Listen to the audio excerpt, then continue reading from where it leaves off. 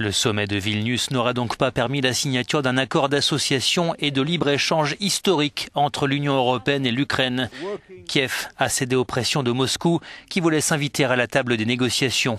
Une condition rejetée par Bruxelles qui laisse toutefois entrouverte sa porte à l'Ukraine.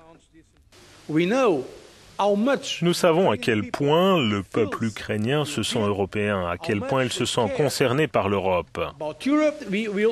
Bien sûr, nous allons poursuivre maintenant les discussions avec nos partenaires ukrainiens, sachant que nous devons toujours respecter les décisions souveraines de l'Ukraine.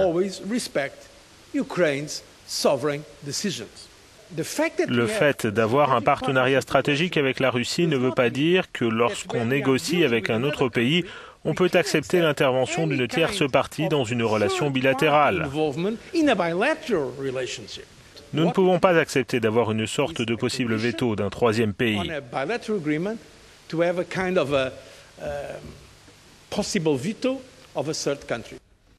De son côté, la présidente lituanienne, dont le pays était l'hôte de ce sommet, a accusé l'Ukraine d'avoir choisi une voie qui ne mène nulle part.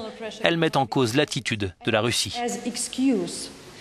La pression externe ne peut servir d'excuse aux décisions d'un pays souverain. Et notre expérience en Lituanie montre que si vous avez la volonté politique de résister et de ne pas céder, les pressions ne fonctionnent pas.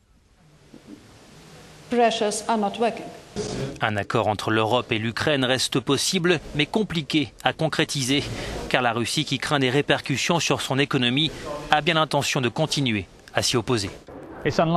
Il est peu probable que ces déclarations combatives de la part des dirigeants européens aient beaucoup de poids au Kremlin, explique notre correspondant. Souvenez-vous, en 2005, Vladimir Poutine avait décrit l'effondrement de l'URSS comme la plus grande catastrophe géopolitique du XXe siècle. Il voit toujours le maintien des ex-républiques soviétiques dans la sphère d'influence de Moscou comme un moyen de rétablir l'ancienne gloire de la Russie. James Freeney, Euronews, in Vilnius, Lithuania.